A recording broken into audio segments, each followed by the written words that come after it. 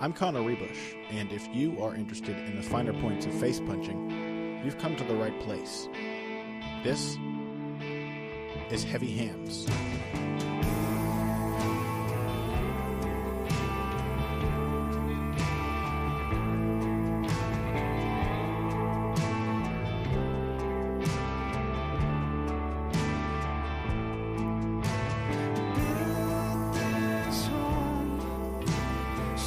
Hello, everybody. Welcome to another episode of Heavy Hands. I am your host, Mr. Connor Ruebusch. With me is Dr. Patrick Wyman, as always, and we are going to be discussing a whole lot of fights today. First things first, we're going to be addressing some heavy bag questions at the end of the show.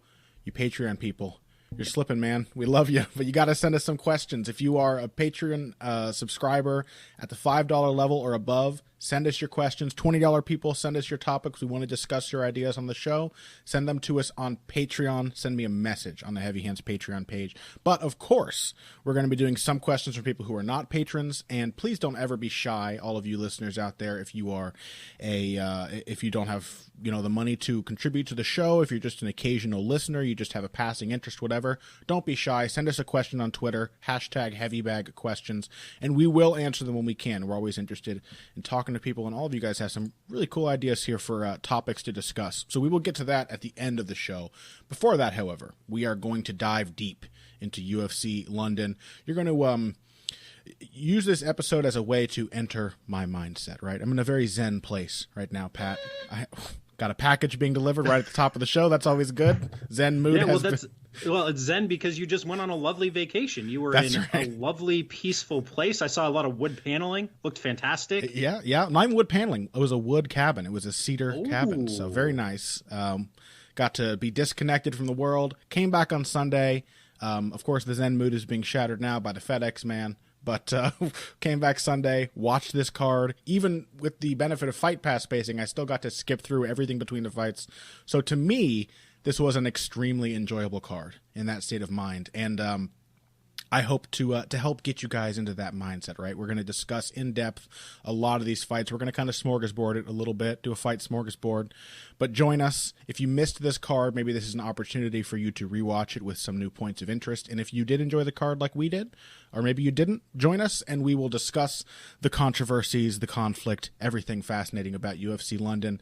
And with no further ado, why don't we just jump in at the top of the card? Light heavyweights Jimmy Manuwa and Corey Anderson had a brief scrap in the main event. Most of us did feel like Gunnar Nelson versus Alan Jouban would probably have been the more suitable main event, but it's hard to complain considering the way this one ended. Jimmy Manuwa knocked Corey Anderson out with a left hook 3 minutes into the first round and made a decent case for at least a shot at a number one contenders fight, if not the title. So what did you make of the outcome and the way this fight played out, Pat? We both picked Corey Anderson going into it, right? Yeah, we both picked Corey Anderson with the substantial caveat that Jimmy Manuwa's power and Anderson's, it seems like it's fair to say at this point that Anderson may not take the best punch. Sure, yeah. So I think we can firmly say that now. I kind of chalked up the Vellante fight to him being youthful and not having much of an idea of what he was doing defensively. But now it seems like this guy is going to find ways to walk his way into punches. Yeah. And like the way that Manuwa finished him speaks well to Manuwa, speaks to his patience. Like he wasn't overextending himself. He wasn't trying to get into a firefight. He was very patiently, calmly stalking Anderson down and waited for the right shot. Like I thought it was a smart, fundamentally sound approach. And, all it took is one shot for him, just one clean left hook. But the way that he threw it and the timing on it, I thought was gorgeous because he just walked Anderson right into that. Yeah, and of course the way that Corey Anderson just sort of melted into a puddle when it connected made it a pretty big statement. Did you see any improvements in the game of Jimmy Manuwa? Like, does this fight give you any – is it just to you a possible outcome that ended up happening, or did you see anything that gives you reason to believe that Jimmy Manuwa may actually be getting better as a contender? I thought, first of all, the patience, and second of all, I thought his stalking footwork looked a little better. Right, I did too. That was about it, because Manuwa in the past has not been, he likes to pressure, but he's not a swarmer. He's not like a kind of a march you down with activity kind of guy. He'll throw the occasional looping shot to cut off your movement, and he'll kind of slowly but surely move you backwards, but he's not He's not Rafael dos Anjos, no. you know? And he's not even really like an aggressive counterpuncher per se. He likes to pot shot. He's kind of like a lower volume, less consistent Jimmy Rivera.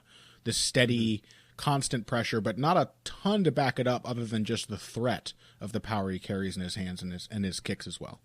Yeah, but at least Rivera is a really defined counterpuncher. Like if you show him a trigger, he'll throw. Manawa doesn't even really seem to key in on counters. He more just looks for it's kind of a weird approach. Like I can't think of anybody else who really makes it work at a high level. Yeah. Mark Hunt, maybe sometimes. It is kind of hard to think. Yeah. I think Hunt is actually maybe the best analog. Yeah. Just kind of like this single power shot, precise and intelligent, but not. The style itself is not super consistent, right? There's not enough volume to fill these gaps. Jimmy Manawa, who has a very nice jab, in fact, he landed one or two really crisp jabs on Corey Anderson this fight, just doesn't use punches like that to control his opponent. And so it's kind of a, are you worried enough about Anderson or Manawa's power and susceptible enough to it for him to have the fight he wants, or can you just do something different and not give him that fight? And in this case, Corey Anderson was not capable of doing that. I did also think that Jimmy Manawa's takedown defense looked pretty sharp. He's always been okay on that first layer, but it looked pretty good. Then again, Corey Anderson didn't really get in on any shots. In fact, I saw a lot of what looked to me like Anderson trying to live up to the ideal of his teammate Frankie Edgar and going for half-hearted takedown attempts and using those to open up the rest of his game. I thought I saw him going for like effortless knee taps, ones that he was pretty sure he wasn't going to finish, but then hoping to put those in the bank, get some reads, and build his striking and the rest of his wrestling game off of those little sort of takedown feints almost. Well, I thought that was smart. I think that if he had managed to get out of the first round and into the second and the third rounds, I think it probably would have paid dividends. Yeah, for he's Anderson. sort of doing throwaway takedowns, which is something that Frankie has always done really well to bring his game together. Mm-hmm.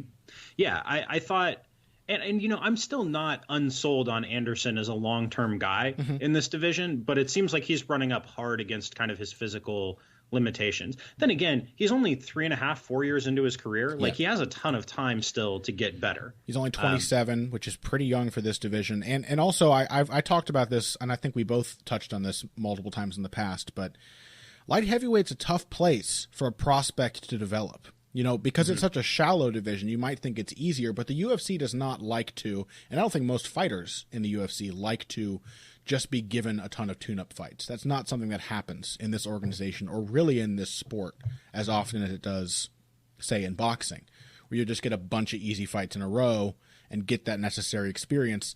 In the UFC, and especially in a division like light heavyweight, you tend to make a steady progression up the ladder.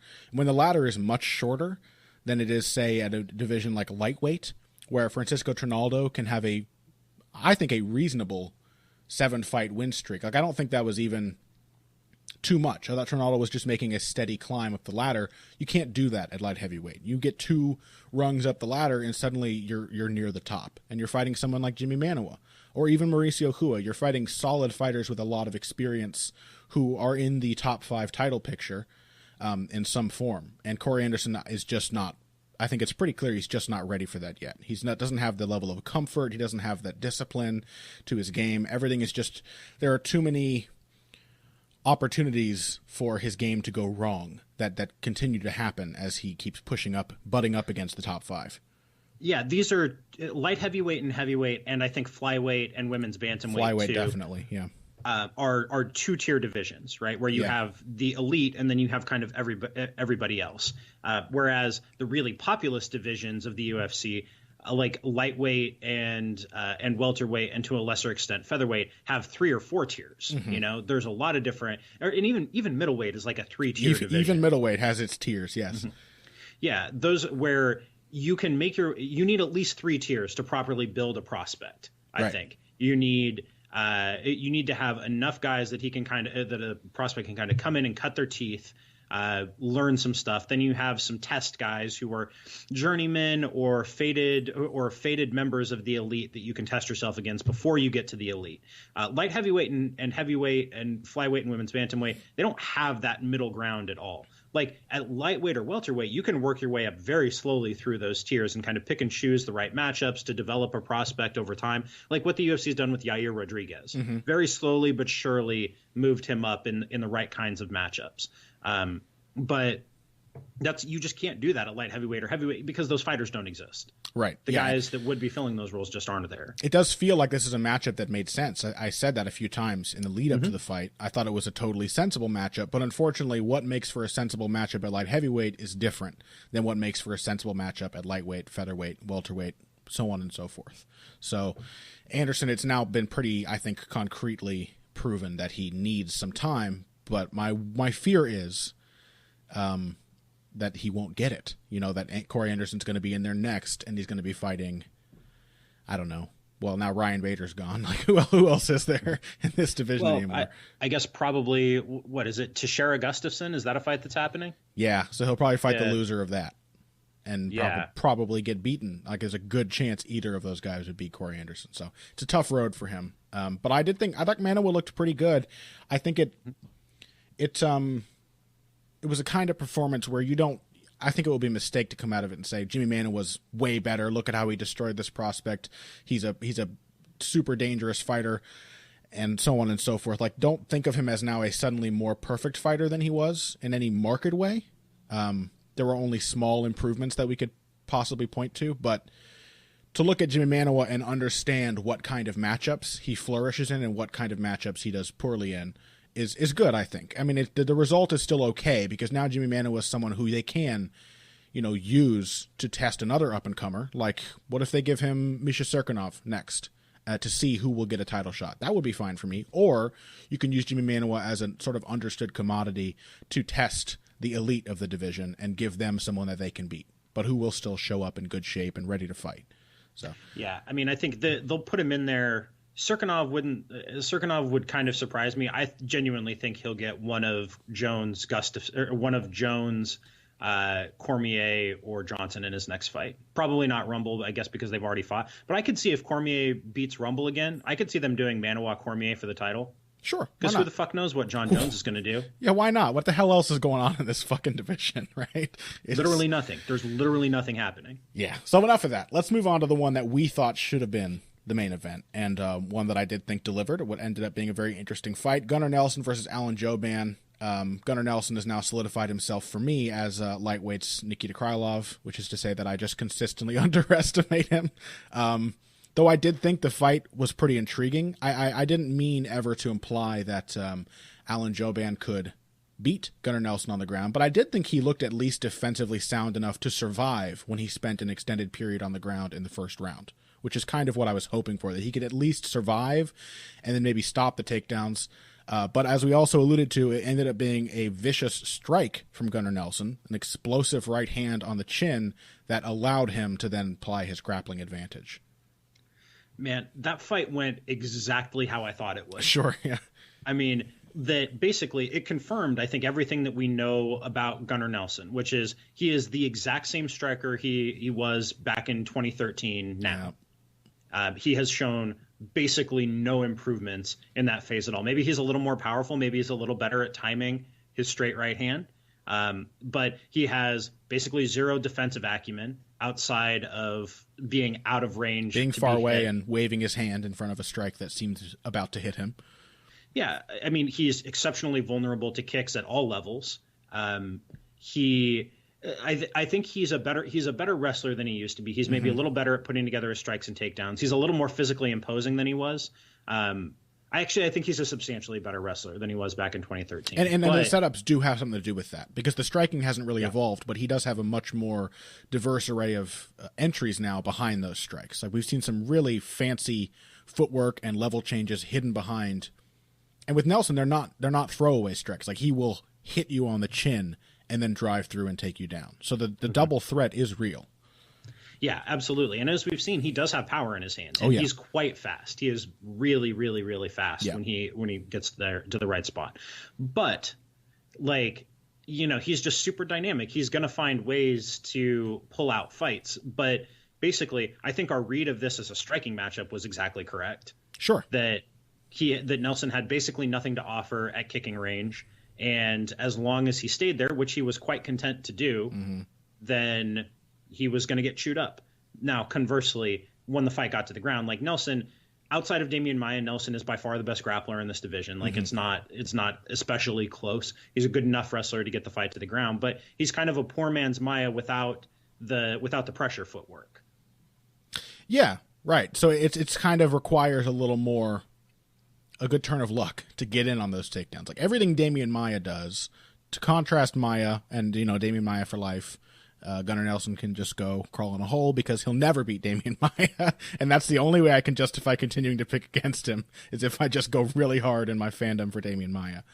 But Maia's game is 100% focused to specific goals. And I don't think it doesn't make him easy to dishearten because he has multiple ways to accomplish those goals, but everything in Maia's game is super focused. And while Gunnar Nelson has the kind of skill set that would make that kind of like, I'm going to shut you down, get you to the ground, that kind of approach, it would make it very fruitful for him. The rest of his game does not encourage that. He's not shutting people down. He's not consistently closing distance. He's not really threatening them. Everything is like surprise. Gunnar Nelson will surprise you with something, and then he gets to do what he's really good at, which is controlling people and transitioning in top position. But it has to come from a big moment of surprise first, whereas Damian Maia is too slow to surprise anybody, but he still gets everybody down. So what will happen to a guy like Gunnar Nelson when that explosiveness leaves is I think he will have a much harder fall than a guy like Damian Maia, who's not very explosive and is an old man and is still doing very well. Yeah, I mean, you're going to need to see some. Well, so something that Hardy and Gooden were talking a lot about, and something that Nelson himself mentioned in his post-fight interview, really bothered me. And that's like, I'm trying to finish fights. Yeah. I'm trying to that he's a true martial artist. He's blah blah blah this. He's blah blah blah. He doesn't study his opponents. Yeah, things like that are not going to bode well for him as he gets older as a fighter. And I know this sounds like we're being exceptionally harsh on Gunnar Nelson, but that's because he's so talented. Like, you can see the talent. Oh, yeah. And frankly, what's frustrating about him from, I think, our perspective as analysts is that he should be a better fighter than he is. Yeah, well, I think it's probably a weird feeling that we share that most fans can't relate to, where most fans want to see a guy like Gunnar Nelson, people love Gunnar Nelson, and they want to see him go in there and just be surprising. But for us, I think it becomes really frustrating. We invest so much of our time into trying to understand styles and strategies, to try and tie people's approaches to their personalities and like understand what matchups they do well in and what matchups they don't. Guys like Gunnar Nelson, and to that extent too, Nikita Krylov is probably a part of my consistent campaigning against him, is that they frustrate me because they don't seem to have that process to their game. That doesn't have that direction and that focus. But Krylov's process is landing more strikes than the other guy. Sure. And the fact that he creates finishes out of that, like, that is a totally identifiable process. It's less surprising than what Gunnar Nelson does, whose goal is to like. I find Nelson's game to be incredibly frustrating to watch, especially because there seems to be so little evolution about it. Yeah. And because when he falls short, he tends to fall short in very similar ways in every fight, even if he eventually goes on to win. Right. But he does have tremendous potential, like championship level athleticism and skills. And it's just not, it's just kind of the same as it was when he came into the UFC, which was 2012.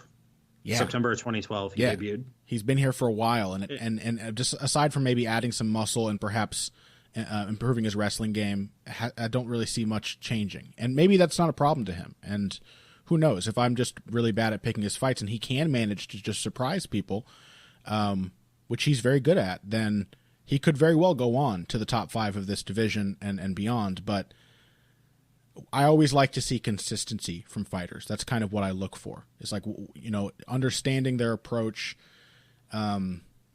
looking at them and knowing what their goals are. We say this all the time, but when we watch fights, we often find ourselves saying, what are you doing to win right now? What are you doing right now that is actively improving your chances of winning? And it's just not a lot of that from Gunnar Nelson. There's not a lot he's doing at any moment that is actively setting. He's kind of, I don't know, you do love Yoel Romero, but he's kind of like Yoel Romero, where it's just like it's based around catching you off guard, and then the game happens. Yeah, but Romero, I think, And I would guess that we'll appreciate this more leading up to whenever he manages to get another fucking fight booked. God knows when that'll be, because nobody wants to fight him. But did you see Romero breaking down Barboza's knee? Like, Romero on his Facebook page shared a video of breaking down Edson Barboza's knee strike, or like flying knee knockout of Beneil Dariush. And so what that says to me is maybe we have not appreciated the extent to which Yoel Romero was always thinking and planning things out. Yeah, but I would imagine like that to an extent, Gunnar Nelson's doing that too. That, like Gunnar Nelson knows he's setting up a right hand and he knows where your foot's going to be and how he can sneak around and transition to a waist cinch and get behind your leg and pull you down. There's definitely some progression in bursts from Nelson and in bursts from Yoel Romero, but to me, neither guy seems. It's all based on their ability to react very, very quickly to a very small opening. And not on creating those openings. Okay, yeah, but let me point to this difference between the two of them, and that's that Romero dictates the pace of his fights. Like, Romero wants to fight slow, right? And he does a very good job of making sure that the fight is contested at a slow pace. That when he's out of range, he's all the way out of range. Nobody can throw. When he's in range, it tends to be under his terms, right? Like, look at the strike differentials in all of Nelson's fights. He is always getting hit more than his opponent. Always. Yeah. That's rarely true for Romero. Even if Romero is not landing all that much, Romero is still generally landing more. Sure. That's when we talk about process, that's the kind of thing we're talking about. Is it conceivable for you to be winning rounds even if you don't finish? And Romero, it may not be pretty the way that he always wins rounds, or the way that he wins rounds, but he's still winning rounds. Yeah. It's interesting, right? I think we should maybe invest more of our time in the future in understanding the fighters that don't gel with our philosophy of what good fighting is. These dynamic, processless, to some extent, processless fighters. Because that distinction's interesting. But I have to think. It still seems like it's often built around getting that big moment. That's why you win the round, is because. Well, sure, yeah, but we need to nuance that a little bit. Like, there are different ways of going about getting a big moment. You can be Leonard Garcia or you can be Yoel Romero. Sure, yeah. Two opposite ends of the spectrum there. Yeah, I mean, like, you can be a shitty fighter who relies on big moments and you can be a great fighter who relies on big moments. Yeah. And how you go about getting to those big moments is what defines that. And if your way of going about getting the big moments involves you constantly getting hit more than your opponent does, then that is a less replicable process for creating a dynamic moment, or a less viable process for creating a dynamic moment than one where you may not be doing a whole lot. You may be doing a lot of waiting. You may be doing a lot of feinting. Like, there may not be a ton happening, but you're still doing at least marginally more than your opponent. Yeah. Like, those are meaningful distinctions, and I think we need to bear those in mind rather than lumping all of those guys together in the same category. Sure, yeah. Nelson did probably win the first round with his ground control and everything, but at least on most judges' scorecards. But he did get basically doubled in strikes by Alan Jouban. Yeah, he got chewed up whenever they were on the feet. You can't be like, yeah. Okay. Yeah, I'm going to stop talking about this. It's interesting, yeah. But it's right. It's part of the reason why I think it's good for us to talk about this, because a lot of people who listen to the show may not understand like our particular bugbears with certain fighters who most people see no reason to complain about. And I don't want to go too far off the deep end and just hate on a guy like Gunnar Nelson. But again, part of the reason I think we come down hard on him is because we can see how good he can be. And it kind of makes the lack of process, the sort of frustrating approach to fights, more frustrating. So let's take a break. When we come back, we've got a lot of other fights to discuss here. We had the retirement bout of Brad Pickett. We had a fantastic featherweight prospect scrap between Arnold Allen and Mach Amir Hani, and Joe Duffy fought. Leon Edwards fought. Scott Askham and Brad Scott had a classic middleweight war. We've got a lot of other things to discuss about and contextualize after this break on Heavy Hands. Hey everybody, thanks for listening to this week's Heavy Hands. If you like what you hear, please consider pledging to support the podcast on Patreon. Patreon is basically continuous crowdfunding. You sign up to contribute a certain amount per month to help us with production costs and the like, and in return you get rewards ranging from a mention on the Heavy Hands website to a question or topic of your choice being discussed on the show. We have a lot more in the works to reward you for your help, and we appreciate every contribution No amount is too small. Just head over to patreon.com and find how you can help out the only show dedicated to the finer points of face punching. Now let's get back to it. And welcome back to Heavy Hands. Next up on the docket, a catchweight bout. Was this a catchweight fight between Marlon Vera and Brad Pickett? How did I not notice that? I don't know. I did not know that either. That's what happens when you just disconnect yourself from the world for a weekend.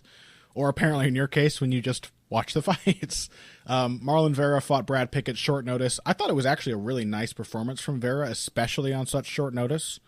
I thought he made that fight, he kept it competitive all the way, in a way that he hasn't against a lot of, he really kind of matched for volume, moved pretty well. It looks like he's kind of putting his game together a bit, especially with his striking.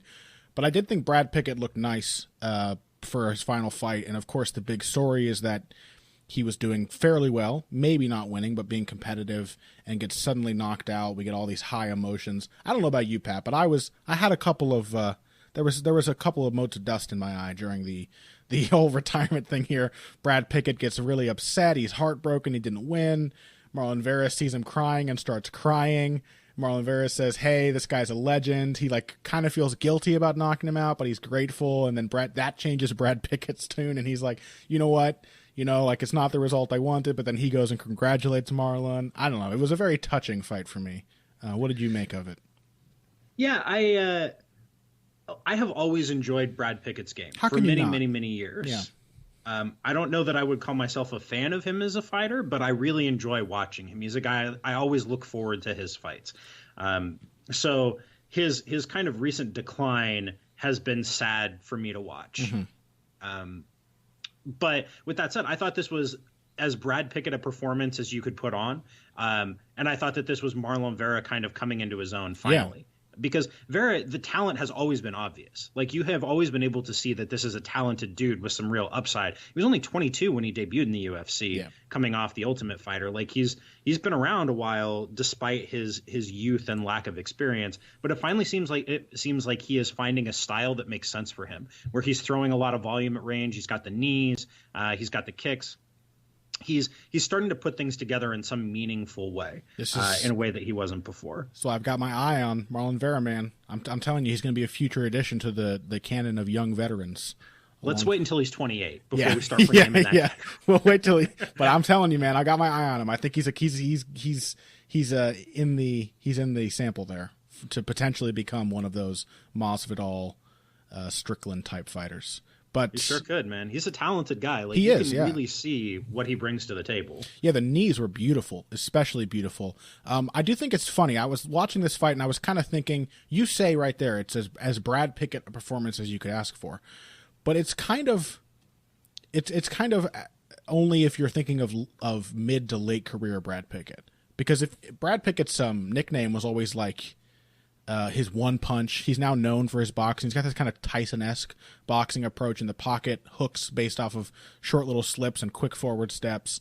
But one punch wasn't it kind of like a Greenland, Iceland misnomer intended to trick opponents who hadn't seen his footage when he was on the regional circuit? And he was always, back in the day, a wrestler, first and foremost. I mean, when he beat Demetrius Johnson, it was with takedowns, not striking. Mm-hmm.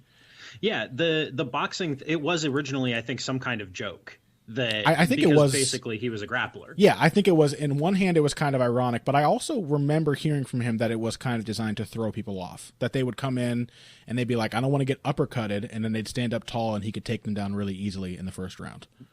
Yeah, that makes sense. I mean, he's just a fun guy. Like, he's always one of these guys that, despite never, like, I always thought the attempt to find a way to make Brad Pickett a title challenger was kind of strange. Like, I never really understood that, but that was a line that announcers have pushed it hard at various points throughout his UFC career. Mm-hmm. Never really saw that, but like, appreciate him for what he is, which is kind of a high level gatekeeper or a high level journeyman. He's on there with guys like Takeya Mizugaki, like always just a short step behind the elite.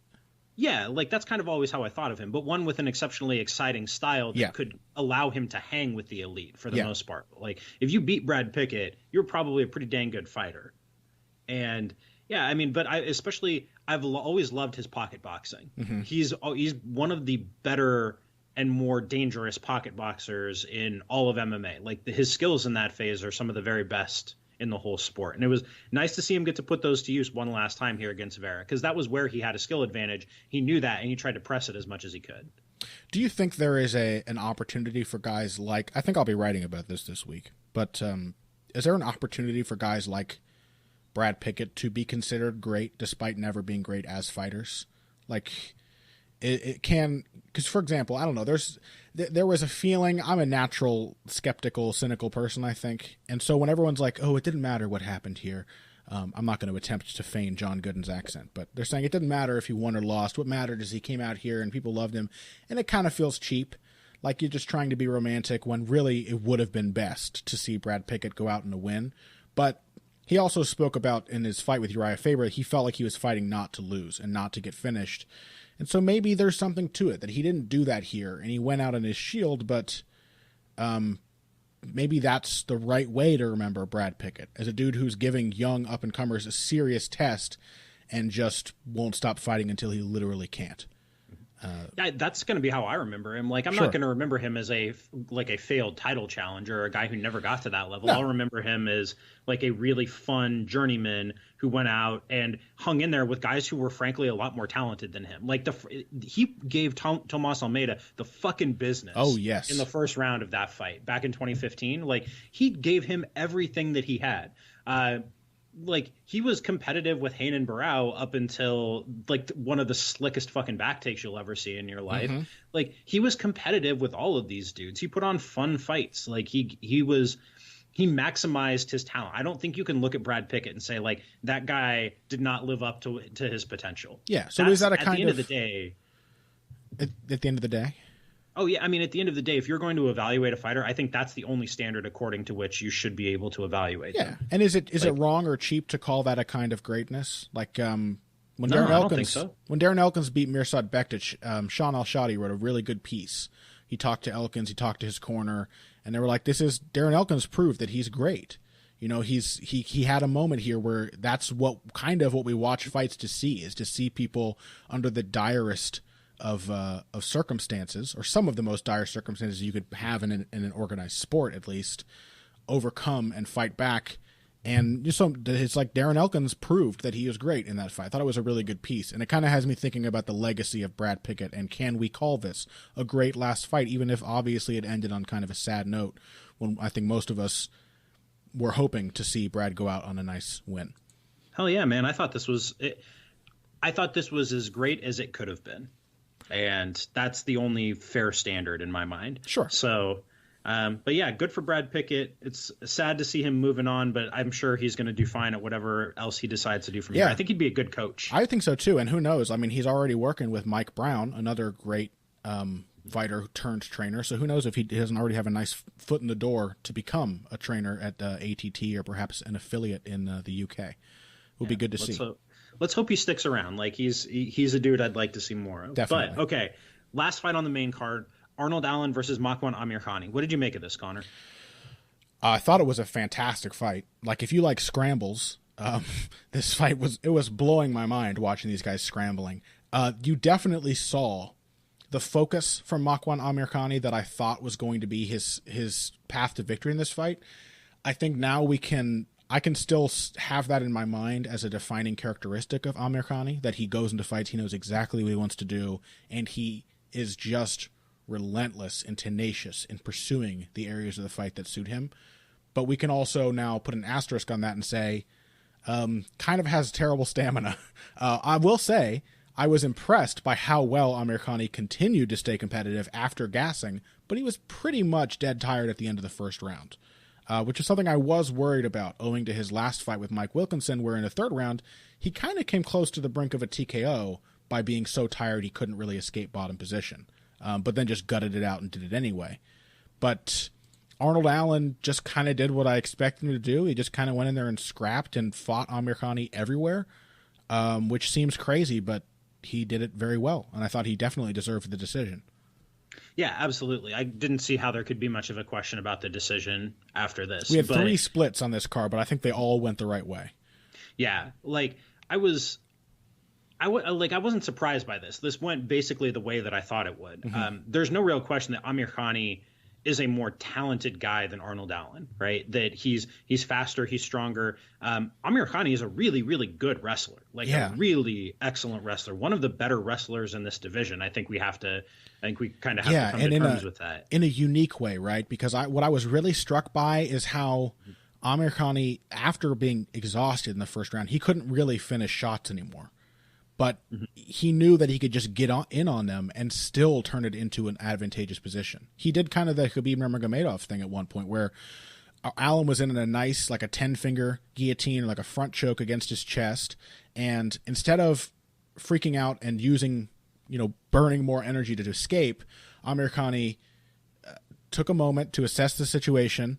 He took a look at Arnold Allen's leg, got a grip on a single leg, and just made sure that when it went to the ground, he would end up on the right side opposite the choke and could get out. So he didn't have to even get the takedowns to turn them into takedowns, which I found to be just staggering. The sort of tenacity and the confidence, but also the technical ability it took to consistently turn bad positions into good ones well after his ability to get those big dynamic takedowns was gone.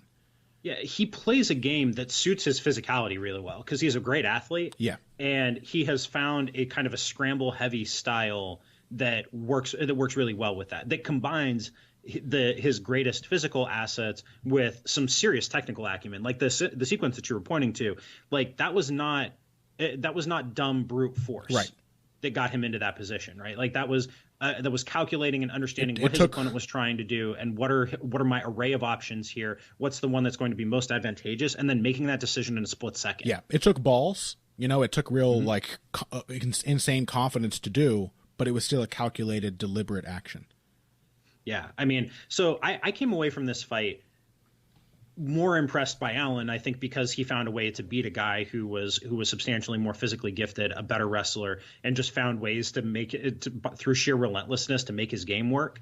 But I was also impressed with Amir Khani, and I think this was the kind of loss that a guy like Amir Khani needs to have in the UFC. Right. Where, especially because Amir Khani is no better as a striker, it seems to me, or maybe marginally better than he was a while ago.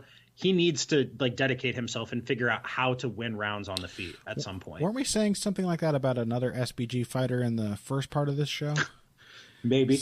May have come up. Something along those lines.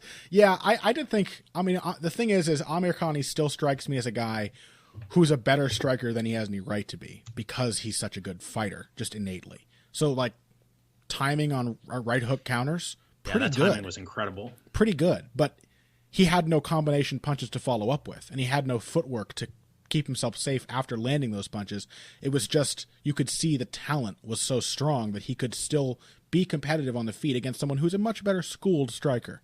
And that is but that's the thing, is Amir Khani may be this kind of fighter who's really frustrating because even though he has that focus, that strategic focus that we don't see from Gunnar Nelson, he still does have this almost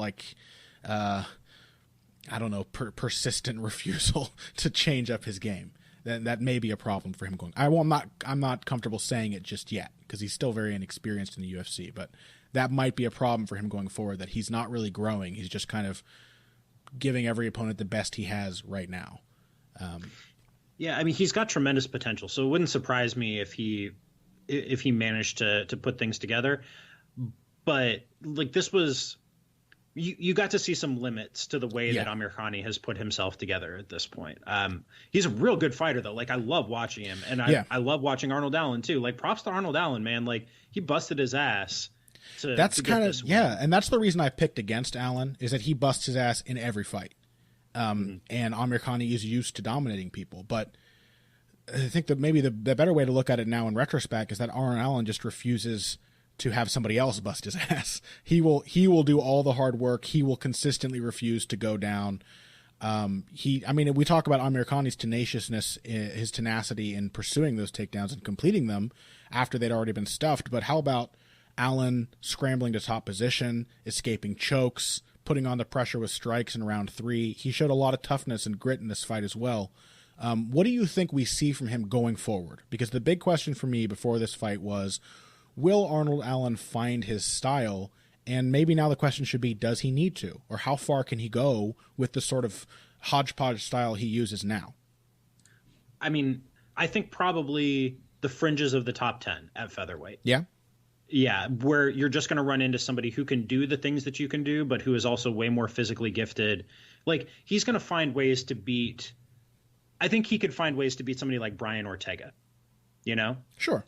Who's like a fringe top 10 fighter at this point, but super dynamic, a great finisher. Like, I think Allen's kind of grinding process could find a way to beat somebody like that. Or like Charles Oliveira, though I guess Oliveira's headed back to 155, right?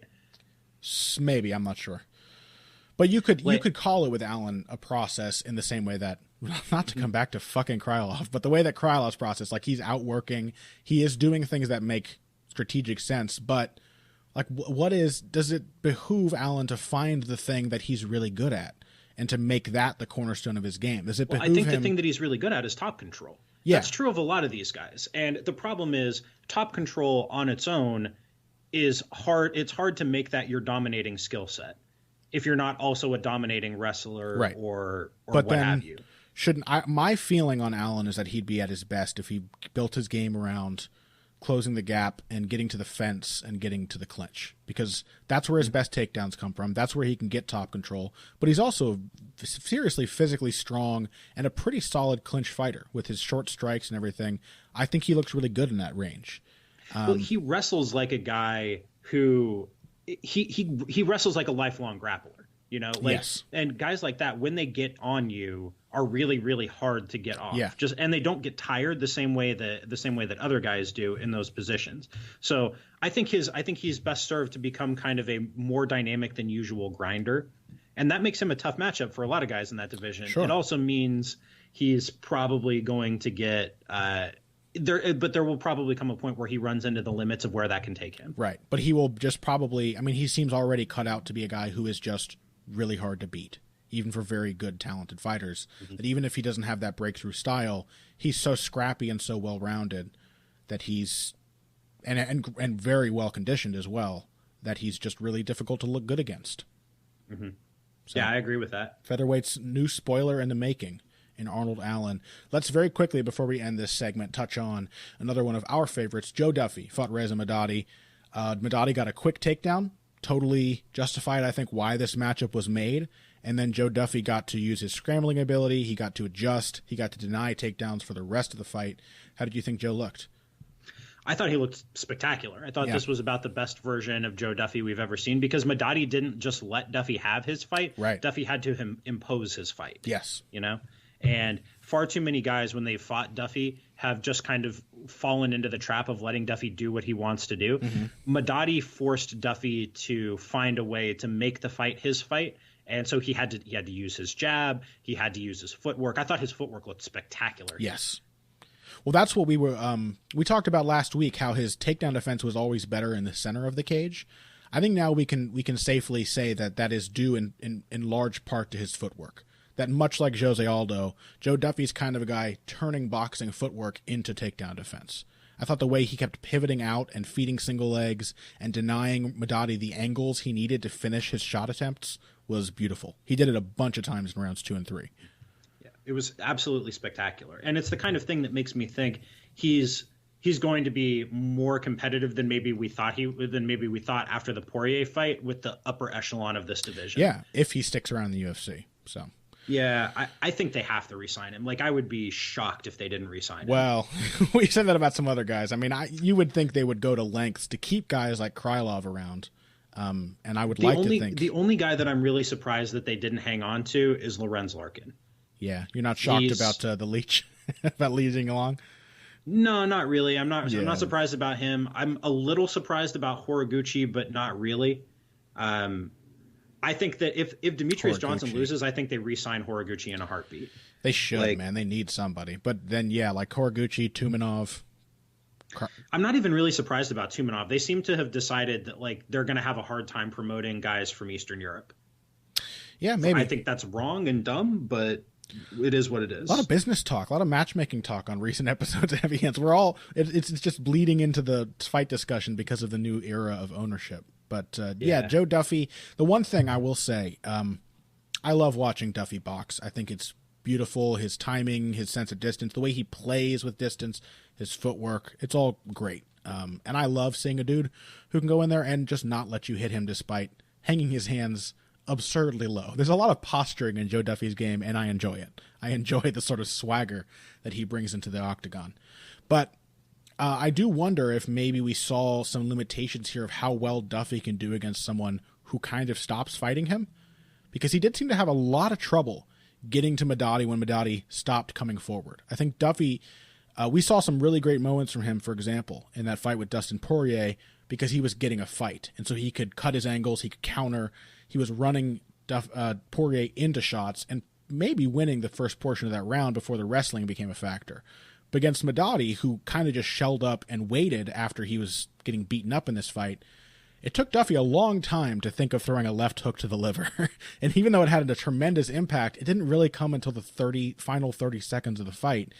And I wonder if maybe there are some clues there that Duffy's not so great if you make him chase you. That maybe his boxing is better designed for a competitive sort of boxing match in the middle of the cage, or one in which someone is recklessly coming after him. Well, I think he's a real defined outfighter. Yeah. Like that is very much his preference. And that was his preference even before he took up boxing. Like, I think if you look back at his early MMA fights when he was more of like a traditional martial arts stylist and had a Japanese jiu-jitsu background, and that was more or less what he was trying to do. Even then, he had this kind of approach. Yeah. Oh, there is one more thing I want to say. I think this deserves to be celebrated. We have gotten many questions in the past about the Philly shell, a phrase that I don't like, but the Philly shell in MMA, when Bobby Green was trying to play with this crab guard. And we also get a lot of questions, and we talked recently, I think, about the boxing clinch compared to the MMA clinch. We talked about that in a recent episode. I thought Duffy showed some really nice flashes of how a boxing infighting can be applied to MMA. Because there were some opportunities here. Madadi's a guy who likes to bomb in with a punch and then quickly level change, just continue driving through for a takedown. He tried to do that to Duffy. Like, he'd come in with a left hook, try and get Duffy's hands up, and then charge in for the takedown. Duffy was blocking with his left arm low and his shoulder covering his chin on that side, and then his right arm very tight, like a Floyd Mayweather posture, perfectly defined. This tight crab position. And it made it really easy for him to stop those takedowns, because not only could he block, say, that left hook with his up high right hand, but his elbows and arms were in tight.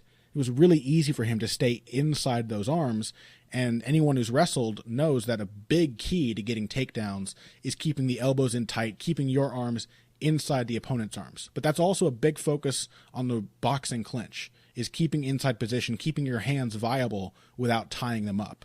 And I thought it was really interesting. There were some glimpses that I'm going to have to look back over and study more, where Duffy was shelling up in a boxing style and then using that to transition very quickly to clinch positions and then separating the clinch and going back to his boxing. I thought that was pretty interesting. Yeah, it's the very best of the TriStar style, I think, where you're getting so I think at the core of it, the TriStar game is based around doing really cerebral things and finding a way to mix the crab guard with takedown defense in a fight against a Swedish wrestler is, to me, encapsulates all the best of what that camp has to offer. Faraz is still very willing, I think, to let new things, like to explore the future of MMA technique, and maybe that's an example of that. That's exactly what I'm talking about. And also to customize it for guys who have shown that they have mastered the basics. You know? Like, Faraz is very big on that. Like, he's very big on the idea of a curriculum and understand, and like everybody making sure that they know how to do all of the very basic things before you branch out and try advanced shit. Mm-hmm. This is absolutely advanced shit. And I think it's like, it says like, okay, once you have mastered all of these things that you have to know, now let's try to do some really creative elite level things that are only maybe going to work for you. Yeah. Could you imagine Alex Garcia trying that? No, I could not. But with Duffy, I mean, he was so confident in just letting the shots bounce off, and it was already like, I'd never even noticed it like that before, but it was already a position that encouraged smart takedown defense. We saw Robert Whittaker try that against Colton Smith. Yeah. Back in 2013, I think. And it didn't work real well for Whittaker. Whittaker got hit over Whittaker's and not over as good and over defensively again. as Duffy. Whittaker may be a more successful MMA fighter by the end of his career overall, but defensively, there are not many fighters who have the level of boxing defense that Joe Duffy brings to the cage. There really aren't. Yeah. Big Joe Duffy fans here. Big Joe Duffy definitely. fans. Always. It's good to see him back on the winning track. I do hope he stays in the UFC because I want to see him go far in this division. And I think, and I believe you agree, but I think he can. So looking forward to that. We should try and talk to Joe Duffy at some point. We should try and get him on this show. I bet he would be an interesting guy to talk to. Yeah, that's actually a very cerebral dude, but still has a little bit of swagger and personality to him. I would love to talk to him. Yeah, that would be great. Yeah, we'll see if we can line that up. We will look into it. Now, hopefully we haven't overhyped it by mentioning it on the air, but we will look into that because that would be awesome. Okay, so let's take another break. When we come back, we'll wrap up any other fights we have to discuss, get to some questions from patrons and beyond. MMA fans of all stripes on Twitter have been sending us in their questions, so we will get to those after this. Financial support is fantastic, but there are other, even easier ways to support Heavy Hands. Perhaps the best is by spreading the word. We know our fan base. You're all cool, popular people with serious social media presences. You're tastemakers and trendsetters. Okay, there are one or two of you that don't fit that description. You know who you are, but no matter what, you can always help us out by telling folks about the show. And you can also give us a positive rating and review on iTunes and Stitcher, things like that. We rely on word of mouth and positive feedback to grow and improve, so thank you very much for your time and your help. Now, back to the show. And we are back. Let's talk very quickly about Mark Giacchese, who fought Timo Packalén. The book on Mark Giacchese, basically, before this event, was that he was someday going to run into trouble because he fought his opponents like they could not possibly defeat him, that he just did not give a damn about what his opponents brought to the table. Did that look any different tonight? Because I don't think so. I think he disrespected Timo Packalén more profoundly than he has anyone else before. Dude, I love Mark Giacchese's game. I love it. He's a wild man, an absolute wild man, but an incredibly gifted athlete. Like, I've been high on this dude for a long time, since he was fighting in Bama, and I think I saw his first fight when he was maybe 3-0 or 4-0. Mm-hmm. So a while now, a few years back. But my God, what a talent. Like, super athlete, super strong, can do just about everything with style and panache, like big slams, suplexes, spinning kicks, jumping knees, like vicious right hands. Like, I fucking love this dude's game. I like, if he could stay right as he is right now, and I will enjoy him forever as just an agent of chaos. But if he refines himself a little bit, if he kind of figures out how to make this work in the long run, like he has like championship level potential. Sure. What kind of refining are you hoping to see then? I don't know, because part of me thinks, like, if you're fighting the Timo Packaléns of the world, maybe you should just fucking style on him. Yeah, why not, right? Get yourself that... Mm-hmm. You remember when Mike Tyson first came? I mean, neither of us remembers it probably really as it played out, but when Mike Tyson first came onto the heavyweight scene, his management was really smart. They just sent around this reel of Tyson's first 9 fights, I think, and they were all just like 30-second knockouts over complete scrubs. And they sent them to local sports stations. Yes, local sports news They stations. made like a groundswell movement around Mike Tyson as this scary force that was coming up through the heavyweight division, and that kind of reignited the interest in the new prestige era of the heavyweight division. Why not? I mean, it worked not just because people promoted it well, but because they had something to promote. They're like, look at this dude fight. You could easily use this as a promo. You could use all 30 seconds of this fight on a Fox Sports 1 broadcast or wherever, on ESPN or wherever, and just say, watch these 30 seconds. The UFC maybe won't do that, but you could just... With Giacchese, you've got plenty of time for him to figure out all the nuances of how to throw a jab and, the 17 different entries for your double leg. Like, you've got plenty of time for that. For now, as long as he's not, like, getting himself beat up badly in fights where he doesn't need to get beat up badly, like, I'm perfectly happy for him to have performances like this. And he's a dude that they should build slowly. He needs time. He's young. He's in his early 20s. He's, like, obviously incredibly talented, but he's still pretty raw. Like, this is a dude, he should have at least 2 or 3 more fights before you think about matching him up with somebody in the top 15. Yeah, I agree. And there's an interesting story there that we could maybe talk about more in the future about Giacchese. I mean, it makes me chuckle when you say there's time to learn how to jab. Like, that isn't a fundamental that you should have from the beginning.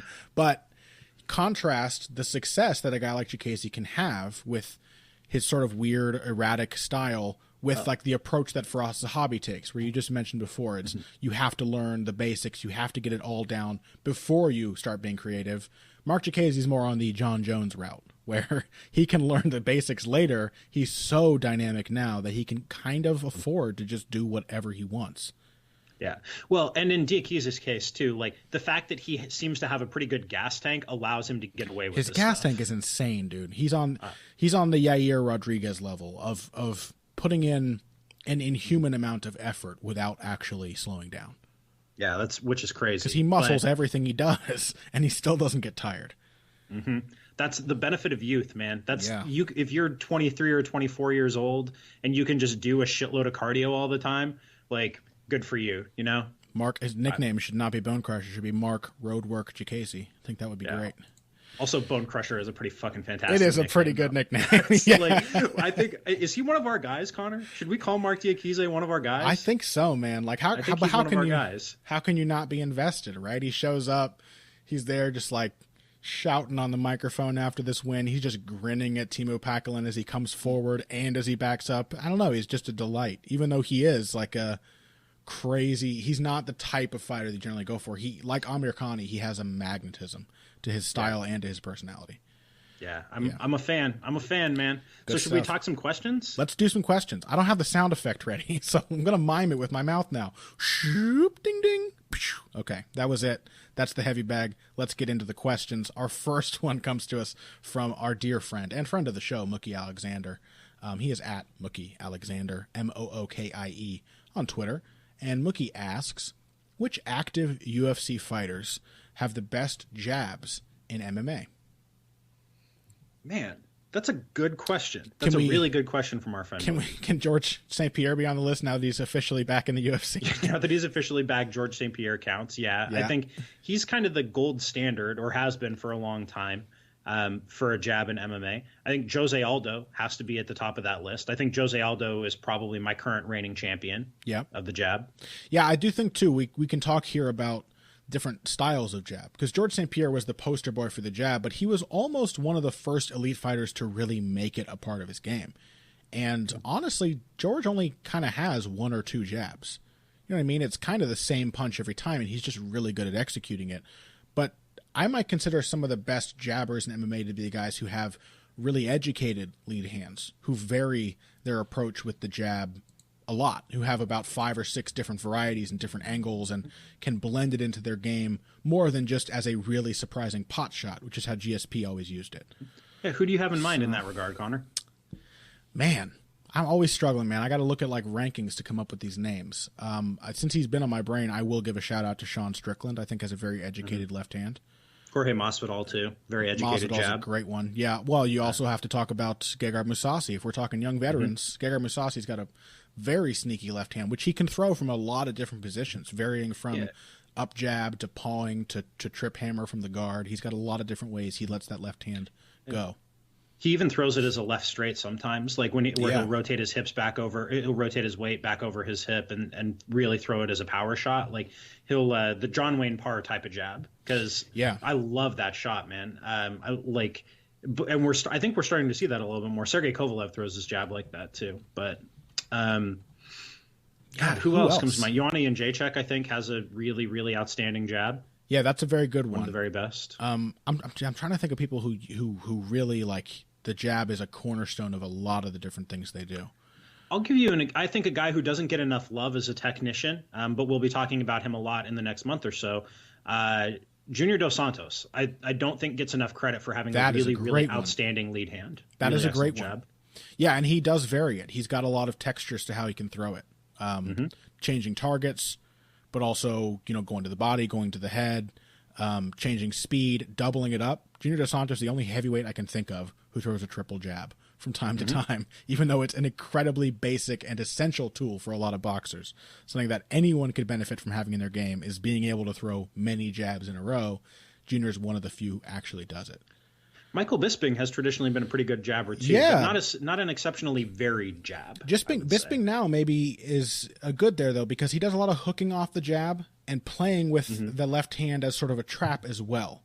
pulling your hands out of the way and then jabbing through, which Jacek does a lot of. Yeah, those are some good ones to start with. We may have to come back to this in the future on a bonus episode and talk about it, best boxers in MMA, because there are definitely guys out there who don't necessarily come to mind. They don't necessarily have that popping jab that defines their boxing approach, like GSP or like Anderson Silva is a guy we could shout out, but who do a really good job of touching and measuring and obfuscating. Like TJ Dillashaw doesn't seem like a jabber, but he's got a really good educated lead hand that serves a huge role in his game.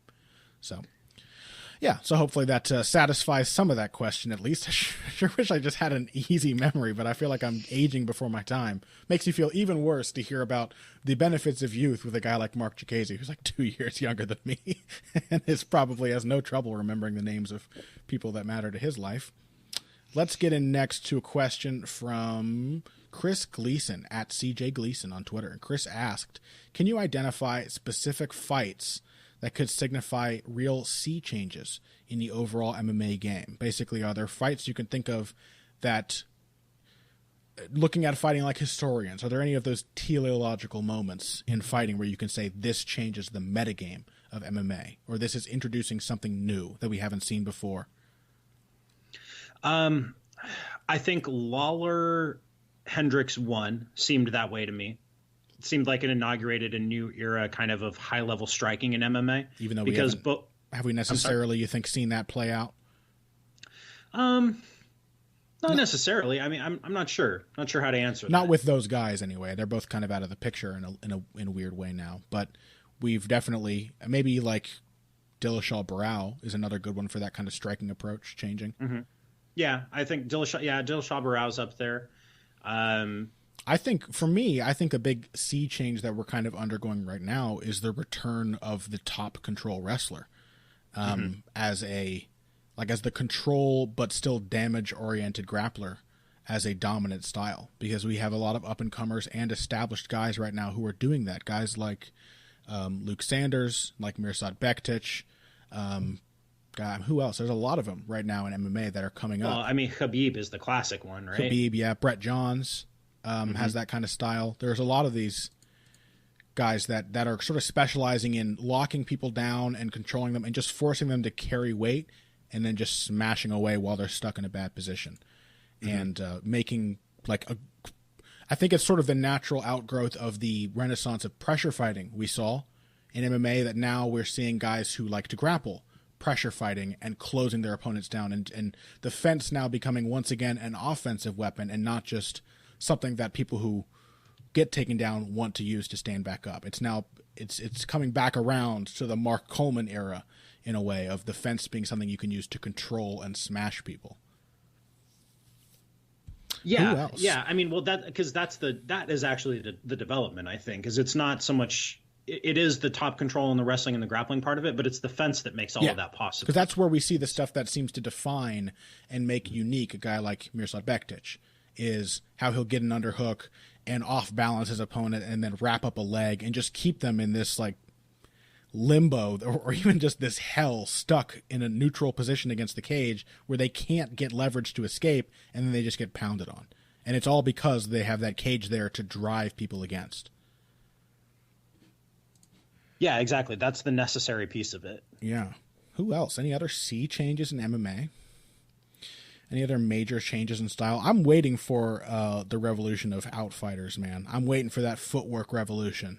Maybe guys like I think it's happening. Yeah, maybe guys like Joe Duffy, maybe Junior Dos Santos finally successfully outboxing against an aggressive opponent in Ben Rothwell. Maybe we are seeing, because that's the adaptation I've been waiting for. We've talked a lot about how much we love seeing all these pressure fighters, but I want to see people who specialize in shutting pressure fighters down. And maybe we are starting to see a few glimpses of that, a few glimmers. But are there any big fights that sort of define that change just yet? Are there any of those anchor moments that you can think of? Well, I mean, Rousey Holm, but sure, yeah, that's given what's happened since then, I think it's hard to put it in those terms. I think it's still a good one, though. It does kind of it was an eye-opening moment probably for a lot of MMA fans who weren't really steeped in their boxing history and kind of thought, like, if you can just overpower and run everyone down, then how can you beat that? And basically it's with boxing. It's with, distance control and footwork and timing and feints, and that's how you beat it. But we don't still have a lot more Anthony Pettis's in this sport than we do, Edson Barboza's when it comes to that sort of defensive lateral movement and smart distance boxing. Yeah. So we'll see. Waiting for it. I'm waiting for that sea change fight to come around, but I am looking forward to it. One final question, and then we'll wrap things up. This one's from Tony Lowe, NASM-CPT. Tony Lowe with an E, yo on Twitter. He says, being a volume striker or a power striker, is it a learned trait or is it innate that makes you one of those two things? And can we think of anyone of note who has trained to change if it is a natural instinct? That is a really good question. I think that there are people who are who are kind of naturally attuned in either direction. But I think it can be changed through training and often in the course of the same fighter's career. Like Ross Pearson went from being a kind of a volume-oriented striker toward being a power-oriented one. Mm-hmm. Robbie Lawler has kind of moved back and forth. Yeah. On several that rung, times. Depending on the opponent, depending on the matchup. Go on. That's about it. That was all I had, I think. Well, yeah, I think it does come from an innate place for most people. Most people are going to go into a gym and figure out what they're good at. Like, do I feel good when I'm pressuring someone and like just constantly throwing gloves in their face? Maybe that'll make me a volume puncher. Can I hit really hard? Obviously, I'm going to be a power striker. I'm going to throw fewer shots, but look for more knockouts and more knockdowns. But I would say too that it's not always necessarily a positive thing that you should encourage if it's a natural trait, because I see a lot of fighters in MMA who are sort of counter punchers and power punchers, single shot strikers by default and not by design, because they have not learned to be comfortable in an exchange. They have not learned to cut off the cage. They have not learned to defend themselves in striking range. So they just can't pursue a kind of game that might actually suit them better. We see a lot of guys like Rodrigo Dam is always the example I go back to, who just doesn't really know how to strike, but definitely fights like a power puncher. Because it's the easiest thing to do, is just to wait, keep yourself safe by not engaging, and then just hope and pray that if you shut your eyes and swing, this right hand will land when the other one didn't. And that's not something I think you should really encourage in a fighter. You shouldn't say, well, his natural impulse is to be a power puncher, so let's make him a power puncher. When maybe it'd be better for that guy, like, let's teach him to defend himself and close the distance, and then he can actually let his hands go and land those big right hands. Mm-hmm. Yeah.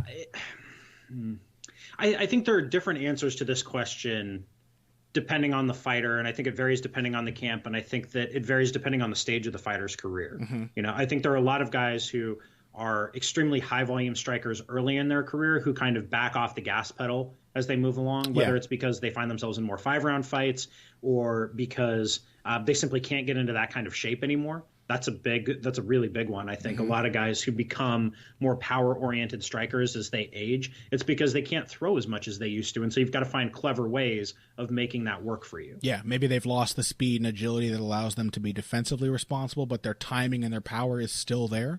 So they start to focus more on that, like the Dan Henderson model.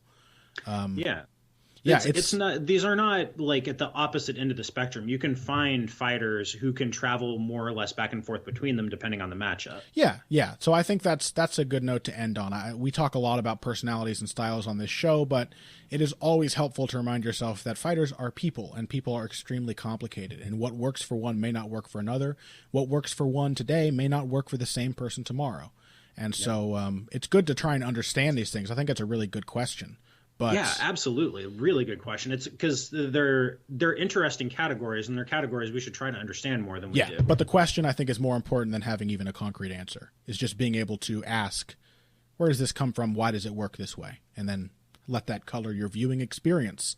Because always the best thing, I don't know about you, Pat, but the best thing I always hear from anybody is that by reading my articles or watching my videos or listening to this show, it lets them understand and enjoy more of watching the fights. It lets them get invested in the fights in a way that they might not otherwise without a big name on the card or whatever, that you can just watch the fights and appreciate the game. So questions like that are perfect for that. Asking yourself those questions is great. And we can try to answer them in the coming months as the UFC schedule continues, although not next week, because we will be taking a week off from the UFC basically this weekend. We don't have any fights to review, so we will be addressing some kind of topic on next week's show. We're not 100% certain, but I think we'll probably be revisiting our Styles Make Fights series. A few months ago, I think in November or December, we made some picks based on what we assessed as fighters' styles. And we said this style beats this style in this matchup. We're going to revisit those, I think, and then maybe make some more and try to, over a long period of time, sort of build a database for ourselves of what styles are really like in MMA, but also which styles tend to beat other styles. And we can use that to make a better case for predicting and understanding fights. So that's it for today's Heavy Hands. Thank you guys for your questions. Lovely edition of the Heavy Bag. We hope you were able to enjoy, in retrospect, the UFC London, maybe even a little more than you did live, because I did find it to be a fascinating card with a lot of interesting little storylines going on. And that's about it. What about you for this week, Pat? What do you have coming out? Not a whole lot. I'm doing a... God, what am I doing? I'm doing a piece for Bleacher Report on evaluating the UFC through the first quarter of 2017, especially looking at WME IMG and what seems to be their new points of emphasis. Other than that, I think I'm mostly just doing a lot of research and prep. There may be a new episode of History Matters, but that's about it. Cool. What are you doing? I may actually have more than you coming out this week, Pat. It's the sign of the end times, as far as I'm concerned. I am still working, probably though, because I didn't put out the piece last week that I wanted to, so I'm just catching up. Boxing and MMA, that piece is going to continue. I'm also thinking, based on what Joe Duffy did with his guard in the fight with Reza Madadi, after that article comes out, because the first installment will be on the differences between the MMA guard and the boxing guard, and maybe also a bit on a pet topic of mine, how much does guard actually matter? Not that much. Spoilers. But I will also, I think, touch maybe in a smaller second piece, like an adjunct piece, on Joe Duffy's unique boxing guard in MMA and how it helped him against Reza Madadi, or at least how he made it work. And then I want to write something about Brad Pickett, I think. And if I don't write about Brad Pickett and try to, heroicize his last stand, then I will be writing a tech recap looking at little moments from this fight card. But definitely keep an eye out for my Boxing for MMA series. I'm really excited about that one, and it's coming along well. That will probably have already published before you listen to this episode. Although, who knows, Pat, I am the master of breaking promises that get made on this show, so don't take anything I say at face value. Don't trust me, and you'll be happier for it. Thank you, everybody who listened to this episode, this edition of Heavy Hands. Get at us on social media. Patreon people, send us your questions on Patreon. Topics, send your suggestions via message on Patreon. That's the best way, so we have them all in one place. And otherwise, get at us on social media. Twitter is usually the best. You can find me, Connor Ruebusch, at Boxing Bush. That's B-U-S-C-H. And you can find Pat at Patrick_Wyman. And that's it. Thank you, everybody, again. If you came here today for the finer points of face punching, you came to the right place. This has been Heavy Hands.